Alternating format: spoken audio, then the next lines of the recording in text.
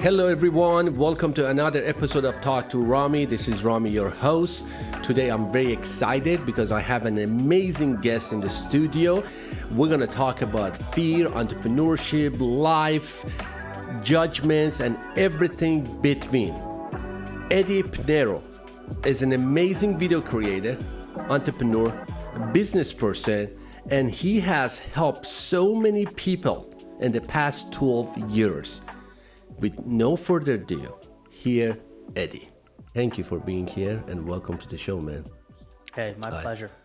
You know, let me tell you how I got to know you. I listened to you. This is so funny. I was telling my wife and she was asking me last night, how you know Eddie? I was watching and listening to your stuff. I said, this is very interesting because I listen to a lot of, motivational morning, like Louis Howe, Mel, and, all the stuff that you and I, we know. And then you pop into my feed a year ago.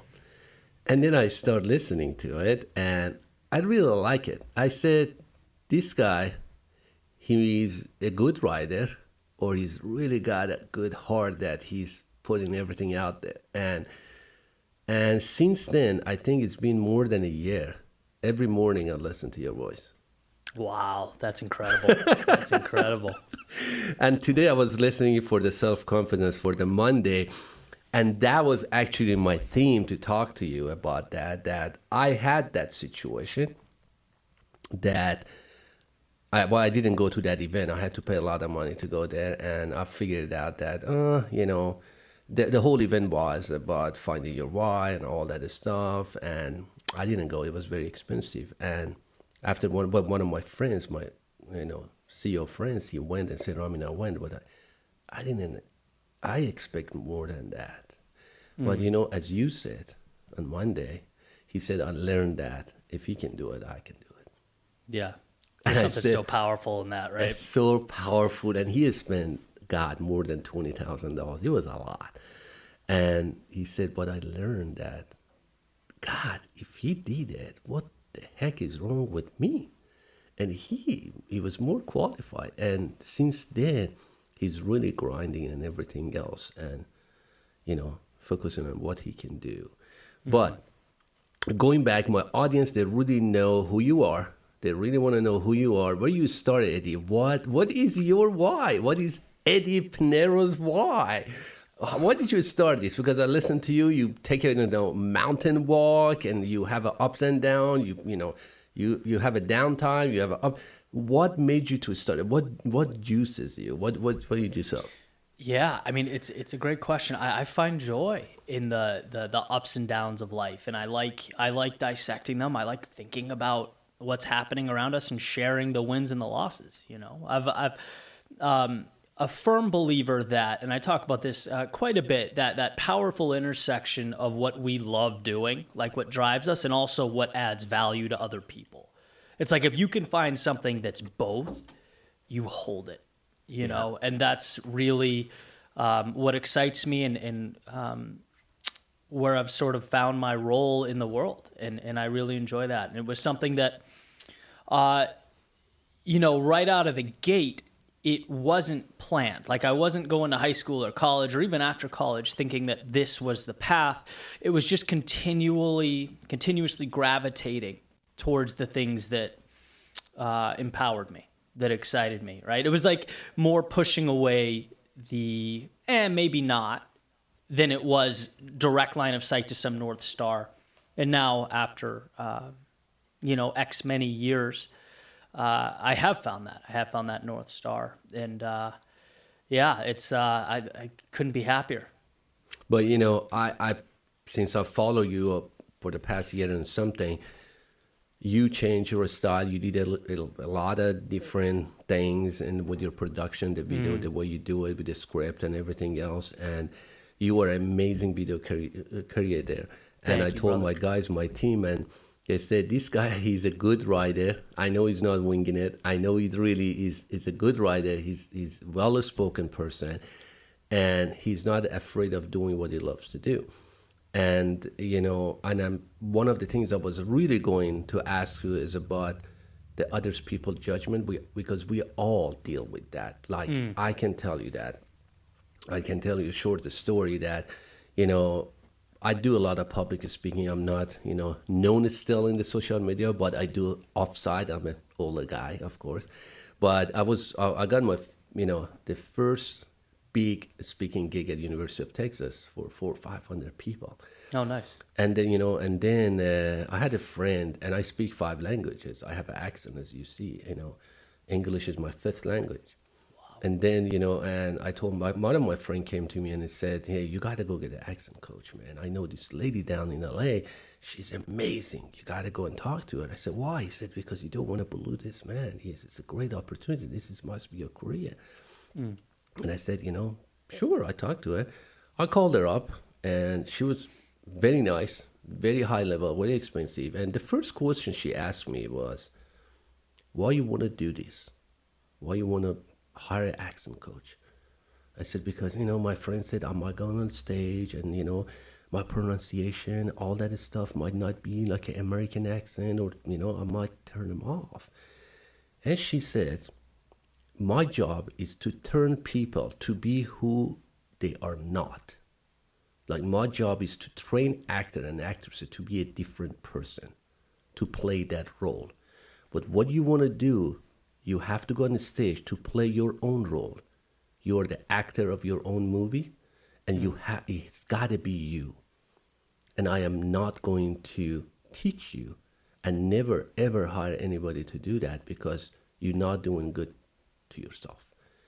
And I said, okay. And I went back to my friend and said, hell, I'm not going to do it. I went on and spoke, and that was very good. And I got called from the Seton Hospital. There's a big hospital in Austin, Texas. And the head of HR said, we would like to invite you to our speaking.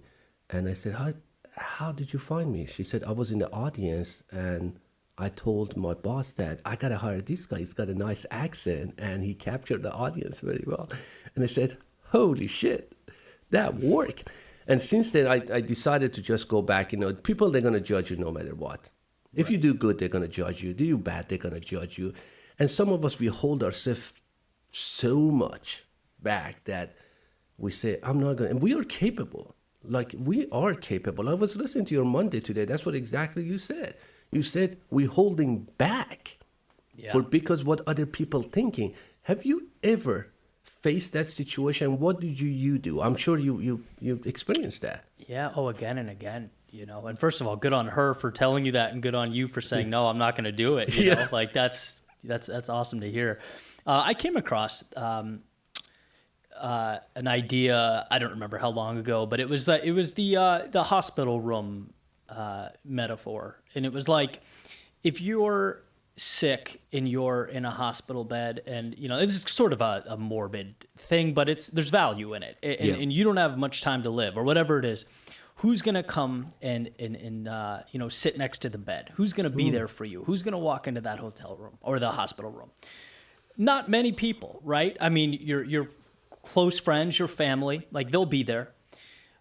Yet everyone outside that, we tend to, grant authority over our actions and our decisions. We let them dictate who we can become. And when you look at it that way, it's such an outrageous idea, and so that helped me look at it as just sort of par for the course. It's like, if you do anything of value in life, there's going to be criticism. You can't make everyone happy, and you could point to anything. I referenced, like, you can go on Justin Bieber's music videos, right? Yep. He's, I don't know, top 10 entertainer of my lifetime, maybe.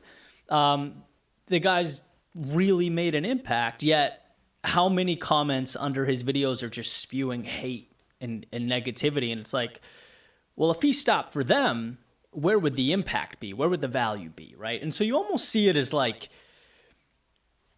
the criticism being placed upon you is an indicator that you are growing. that you are making an impact, that you are doing enough that it's warranting attention and response. Now, the obvious other side to that is, you want to be self-critical as well, like to the extent that you always want to be learning and growing. And if, your entire audience has feedback or something like that, you take it into consideration. Sure, you want to be better. But when you have line of sight to who you are and what you want and where you're going, the chirping outside of that path, it shouldn't mean much. Do you think that comes from the fear of unknowns, or fear of what's going to happen if I do this? That happened to me, be honest with you. Like sometimes, I had the fear of, if that happens, what I'm going to do. But I end up, telling myself, hey, dude, listen, fear is an illusion. You create in your freaking mind. Yeah. It's just, and I think most of the stuff that we are not doing comes from the fear. What do you think? Yeah. Oh, 100%. 100%. It's, there's a biological predisposition, right? So like it's the idea that we're operating with outdated hardware. Like our world has changed quicker than we have. And if you go back, thousands of years ago, when we're hunters and gatherers, ostracization means death. It means if people don't like you, you die, right? The group, the community meant everything. We're just in a different place now where it's like the thing we're innately wired to fear is what we need. It's a shift in perspective that is very hard to break through. But once we understand that, it's like jumping in a cold pool. It's uncomfortable, but you acclimate. So that's kind of how I would best put it. It's like Joseph Campbell's the cave you fear holds the treasure you seek, right? Yeah. How you deal, like, as I said again, you have been ups and down too, and like all of us, how you deal with how Eddie Pinero deals with his downtime, how you boost yourself up, what you do. Because a lot, I get this question a lot. I am so down today, and I don't know. And like last week, I had the COVID, and sometimes I get depressed. I admit it. Sometimes I get depressed. I'm so demotivated that I come to the office, all my team, they say, what's wrong with you? I'm always the talker, the extrovert guy, and all that. And what I do, and what I do when I turn the Eddie Pinero, all the people, and I just feed my brain. What you do, how you deal with that? I'm sure you have that. Similar to how you just described, like flip it on its head, right? I think our tendency is when things are wrong, and I'm glad to hear you're on the up and up from COVID. It's like it shakes our world at our foundation. It's like, oh no, this is an anomaly. Things aren't perfect. Stop everything. Versus life is tough. Life is a culmination of ups and downs. And if you anticipate adversity and then see the mountaintops as a gift, it changes the dynamic. It mentally prepares you to be ready for it, because that's life, and life will continuously throw things at you that you need to step into. That's where the value is. One of my favorite speeches I wrote this years ago, was about running on the beach, right? And it's simple idea. I wanted to run down on the soft sand and then turn around and then run back on sort of the harder sand. That would be my reward. The way back would be a little bit easier. And, so the hard part would be on the way up. And so on the way up, I'm running through the soft sand and the heat, Miami, I'm dying. And then I'm ready, finally get there, turn around, and I realize that it's high tide. So there is no hard sand. I have to go back on the soft sand as well. And I'm so annoyed with myself for a second, self-loathing.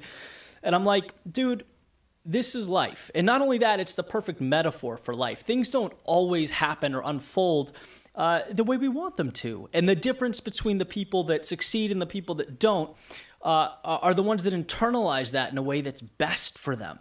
It's like, okay, so now what? We adjust, right? You could walk, you could throw a fit, you could do all those things that you're tempted to do, or you could adjust and find a way to make it happen.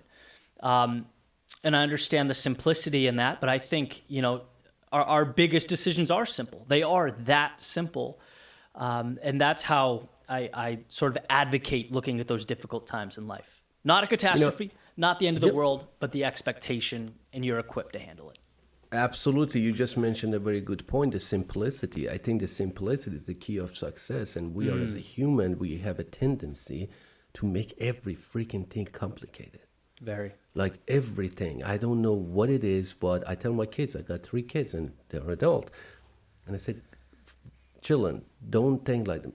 Life is so simple. You do good, you get good. You create value, you enjoy it. You hurt, you get hurt. Don't do it. It's simple. But people, they make it so complicated. Even with the entrepreneurship.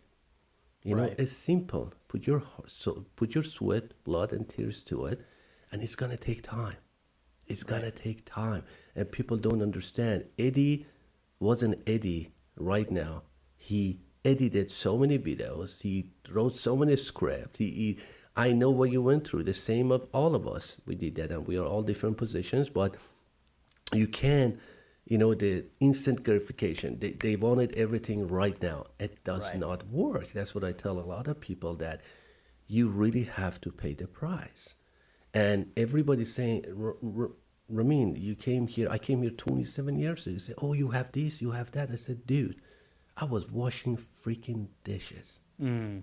That's powerful. Yeah, like a local pizza place, and I still have that photo behind me on my desk, and everybody watching, why you have it? Because I don't want to forget my roots. This is who I was. And every time I look at it, it gives me that mental boost that you said it on Monday, that think about the stuff you have done. That's what I really like. And I was listening to it. Think about the stuff that got you to here. Yeah. I started my digital media agency in the freaking coffee shop. Now in the 8 years forward, we have productions, we have a great business, so many employees that we create jobs. And when I go downtime and I'm sad and I'm upset, I'm depressed, I was just thinking, okay, I made that. What's wrong with you? And just think about the stuff you have done, because you can't look forward, you can't go backward. That's what we drive at night. You see only 20 feet with the headlights on. That's it. You can't see but after 2 hours, you say, oh, you got to Houston. And that's how it works. But people, they have that tendency. I think we're not grateful. Why don't you think? Do you think we are grateful? Yeah. First of all, I think that's so beautifully said. I just gotta let you know that, and I agree that complexity equals inaction. It does, and usually, the unknowns, the things we haven't done yet, are the things that look complex. And to your point, when you break them down, they're always like little, consistent, simple things, like showing up every day, allowing your effort to compound over time, and the things that we consider the miraculous, and the people that we consider the ones that change the world, innovators, their daily actions are no miracle. They're just consistent. I don't know if you've read Unbroken. Yeah, I heard, but I started. It's a really, really incredible book. There was a part that stuck out to me. Basically, it's about this runner who ultimately enlists in the military in World War II. Plane gets shot down, taken Japanese internment camp. In the whole book, you're just reading about the horrors these people are going through, like barely escaping death, being beaten, being starved, being worked to death, sleeping in just horrible conditions. And ultimately, at the end, survives the odds and gets picked up by the Americans. And he's reflecting back on it. And this is the part that like shook me at my core. He's like, I'd rather die than go through that again. I couldn't go through that again. And you look at like the whole thing in totality, and it is so complex and so overwhelming and impossible to even understand. But this dude took it day by day with the simple idea that I will adapt and survive. And even something as atrocious as what he went through, was able to, he was able to overcome that, get through it, and really, defy the odds. And it just makes me think, I'm not a prisoner of war right now. What I'm doing is nothing compared to that. But I'm taking the idea, I'm taking the simplicity. You show up and you do your thing, no matter what. You know your North Star, you know what you're doing, and just think 10 years from now, you're going to look back and you're going to think, oh my God, all the things I came, I figured out, all the things I endured, everything I sacrificed, and here it is. And man, I would not want to go through that again, but I took it day by day, and look where we are. And I think there's a lot of power in that. Yeah, that's remind me, you're talking about the war, I served in military too, but, I was in the Iran-Iraq war for 4 years. And then one day, I know you know Simon, and then I was talking to Simon Sinek behind the stage. And I was speaking at the event that he was a speaker in the other auditorium. And we met each other, we talked, and we had fun. And we were talking about his, wise, circle, Gordon circle and everything else. And he talks for the militaries a lot, especially the Marines and all that Oh, stuff. cool. I love Yeah, that. and then, he asked me how your brain works, while you were in the act. I said, when you're in that situation, as you just mentioned, Eddie, that you go through a lot, tough times. And the politics, who is going to win, who is going to lose, this is all going out of the window. The only thing that you think is about the man next to you. And you bond that, you just create that bond between your man and, and there's nothing worse than between living and dying. Like the first 3 months when I joined, and then they deployed us, and I was about to run, and I had a friend. He said, "Where are you gonna go, dude? They're gonna get you, dude. You're gonna come back." But here, I said, "Dude, you don't understand. We're gonna get shot and die." And he said, "So, but don't think about it. Just go through it, and Wow. just go through it. Go through it, but grow through it." And I learned so much by that, and I didn't quit. I went through it for 4 years, lost 4 or 5 of my best friends, but I came out, some mental damage, which is I recovered, but all is good. But I learned so much that if you stick to the plan and you just keep going without fear of dying or going out of business or whatever is in your mind, you will reach your destination. Because we all going through a highway with different cars, different speeds, but we all gonna go from point A to point B. I might go with Ferrari, Eddie's gonna go with, with Honda. But I will see Eddie at the end of the line. He might go a little bit faster, but we both get to our destination. But Right. the people they're gonna give up, they just pull over. They said, "I'm done. I'll pull over." I said, "What?" That's what I think the biggest problem that especially this generation, I'm 54 years old, this generation they have, like my kids are 21, they don't understand the value of perseverance, discipline, and keep going forward. And because if we can teach our kids that, and it's going to be amazing, and I'm sure you experienced that. Yeah, I experience it every day. And first of all, I just want to say I'm sorry for your loss, and thank you for your service. Like it's, Thank you. I don't take it for granted. It's really an incredible thing to be able to do this. Because people have the courage to go overseas and protect. So incredibly grateful. And to your point, I do see it all the time, and I do worry. Sort of a softening. I guess that, I sort of write about it this way. There's the idea that a fish has no idea it's in water because the fish has only known water, right? And it's like the youth, and everyone complains about the youth not getting it and being entitled. So to an extent, take it with a grain of salt. But I do, in sort of the victim culture that's growing the very anti-American sentiment. There's a lack of understanding that there's something beautiful to what we have here and the opportunity contained in what we have. And I do think if there's not, some type of awareness in terms of the value here, right? Like, so for example, and I definitely am not going to get political here, but I thought this is a big picture thing that I thought was interesting. With the whole Putin thing, and you can think whatever you want, that's fine. But I did see comments saying like, wow, in 2022, someone's going to invade a Western country. And I'm thinking like, listen, since human beings roamed the earth, that's the norm. That's not an anomaly.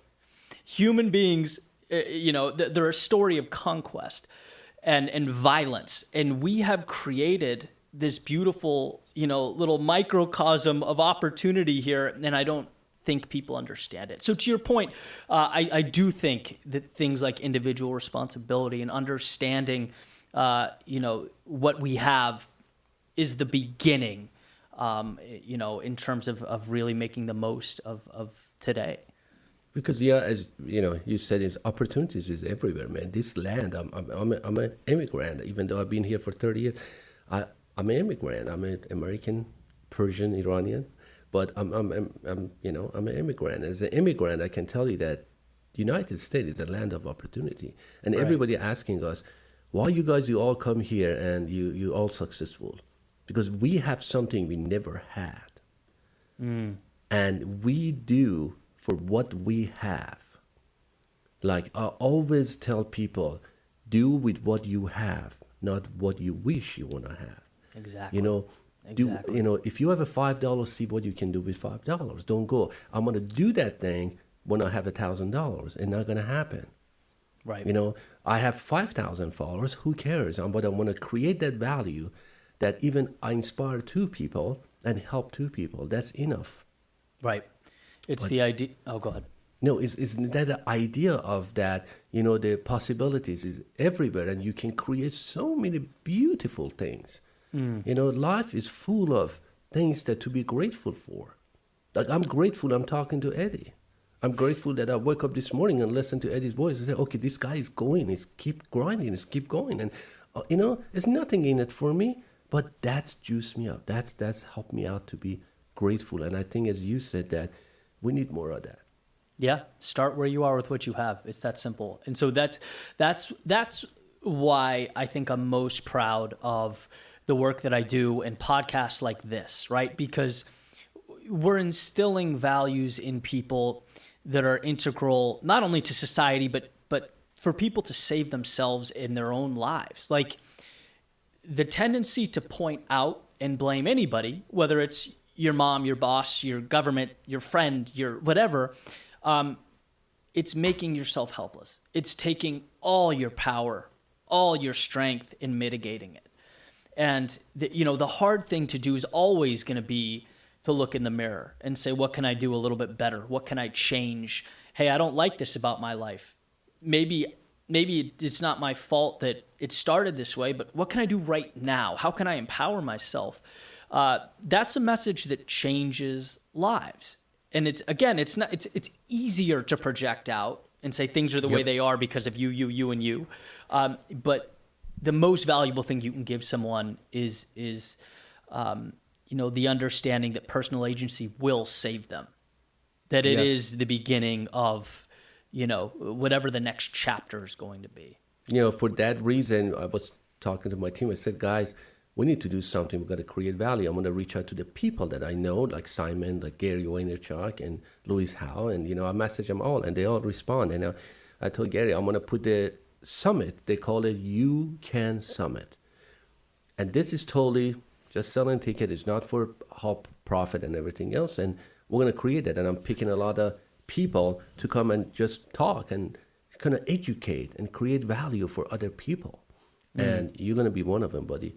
And I'll put you on the list. And I told my friends, my team, I said, I got 10 people. And, I said, I'm going to talk to Eddie, but when he comes, we'd send you an invitation and all that stuff. But But that's how we can, I think, bring that awareness that you said we need more awareness, that just say, hey guys, you can. It really, if I can do it as an immigrant with the like limited access to things, not a lot of limited, but I have things, but other people can do that too. You know, Absolutely. you don't need to have a fancy mic or anything else. If you think your worth something to people, that you can help people, you can do it. Yeah. You can tell your stories, you know. And that's got me to this question: how you, Eddie, create your stories? You're an amazing storyteller, and I want to learn from you. Actually, I told my team today, I told Sterling that we're gonna, after this, we're gonna reach out to Eddie, and I need his help. You know, what is your structure? You know, not the structure. What is your process? Is it the brain dump? Is just you think about it, you write it? How you do that? Yeah, I mean, well, first of all, I appreciate the compliment. It's something that I've sort of honed over time, and also changed as, it's adapt or die, right? So my writing style has sort of changed with YouTube, and their preference for, content, and so I've changed the way that I've written. And basically, what happens is, and this is what I think is so fun, like doing what I do, just it requires an awareness. So it means when I have a good day, I ask why. When I have a bad day, I ask why, and it's like I get these little nuggets and these little lessons, or even a line from a song that moves me. Why does it move you? You hear something. Why is that valuable? And it's just like, if it helps you, it'll help other people, right? And I think for folks in this space, the most important thing to understand is it's not about you, right? There's this idea, and I can't remember for the life of me the book, but it was a marketing book. And the idea is you're not Luke Skywalker with your brand, you're Yoda. You're the guide. You're taking people by the hand and you're bringing them somewhere they need to go. And so when you hit play on a microphone, like a lot of folks do, it's not you talking about you, telling people what to do. No, it's you start with an idea. You then, what's called earn the tell. You explain what you saw or went through that gave you that sort of light bulb moment.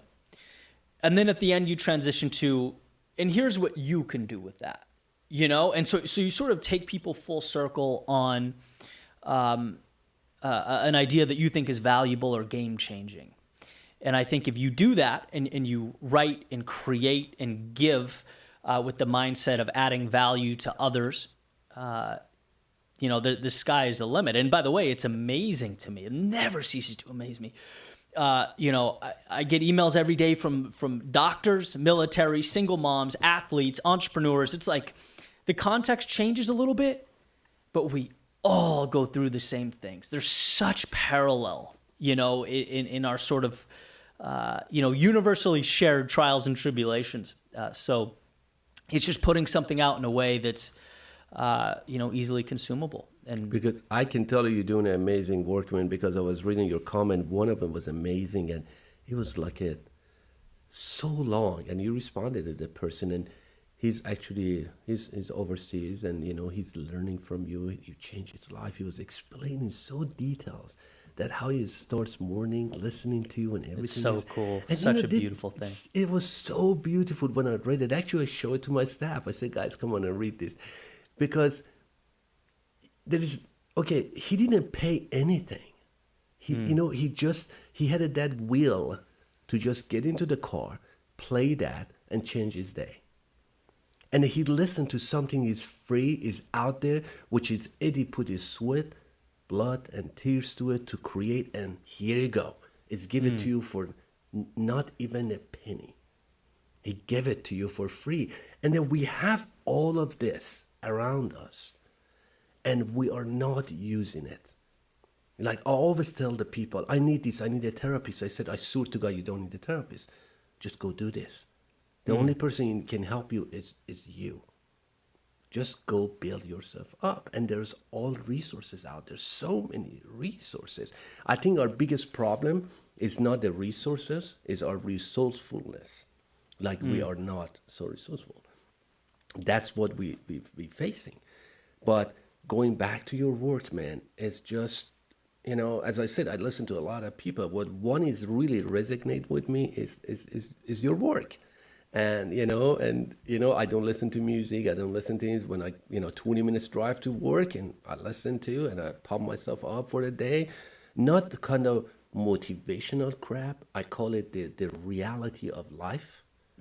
Like, it's a reality of life. What you say, Yeah. what other people say, is a reality. You have a bad day, you have a good day. What you're gonna do when you have a bad day? What you're gonna do when you have a good day?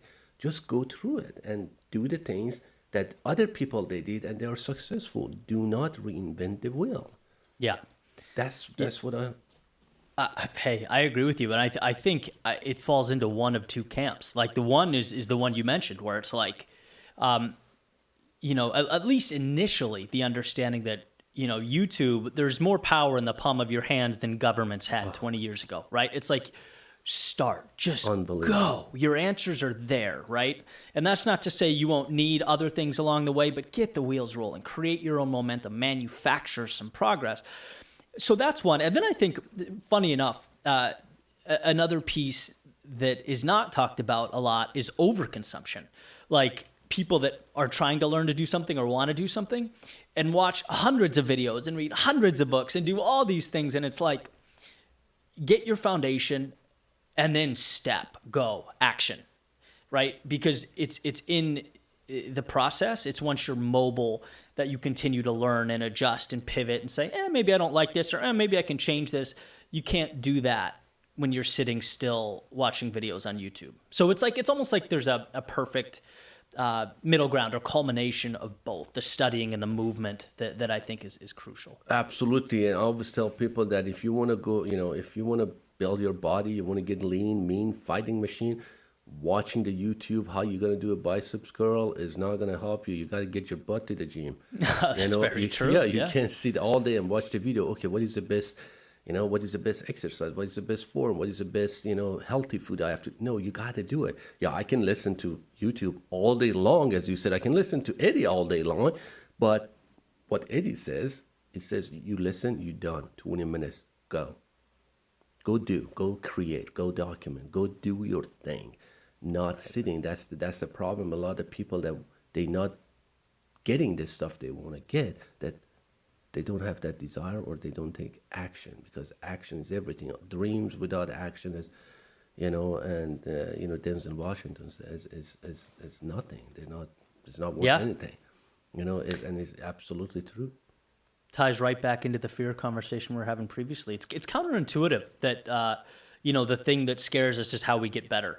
It's like it's a very hard thing to learn, and I saw an exercise called a fear ladder that I thought was cool, and I actually never delved into it, but I've been meaning to. The concept is really incredible. I mean, it's basically like, it's just a ladder, like if you think about it, and you make rungs of the ladder, and then at the bottom you write something that you're like minimally afraid of, but not really.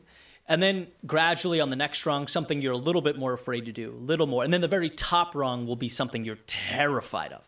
And the idea is, every day or every week, you start at the bottom, like the low-hanging fruit, and you teach yourself, hey, I'm going to do that thing I'm a little bit afraid of, because that's where the good stuff is. Okay, I didn't die. Next week, you move on to the next rung, a little bit scarier. And what you're doing is you're sort of instilling that process in your brain that, you're ascending by doing those things. And by the way, you're not dying. The world's not collapsing. In fact, you're better than you were. I think there's some value to that idea. Of course, I know, man, I love to talk to you. I know, you are so busy, man, but do you have any advice? This is all I have to ask my guests. That do you have any advice for the people out there? They want to do things. They want to achieve things. And we talk about a lot of stuff in the short and sweet to the point. What advice do you have for those people? Like, what they have to do? Oh, absolutely. My favorite piece of advice. If I'm talking to me 10 years ago, this is the advice I'd give me, you have to dance before the music plays, right? And that's a Nietzsche quote: those who were seen dancing were thought to be insane by those who could not hear the music. When you're starting out, when you have a goal, whatever it is, small, big, in the middle, whatever it is, it's not real yet. No one comes up to you on the street, puts their arm around your shoulder and says, hey, that idea is amazing. Hey, things are going to be perfect. Nope, it's you alone with this idea in your head. And you have to understand that that idea has to be as real to you as, the ground that you're walking on. And it's going to be okay that people don't understand. It's okay that you get pushback and criticism and confusion. It's okay that you wake up and think, oh my God, is this going to work? I had a bad day yesterday. I don't know exactly what I'm doing. All that's perfect. All that's beautiful. All that's par for the course. It's just continuing to move towards that ending that you see and you believe in, even though no one else does.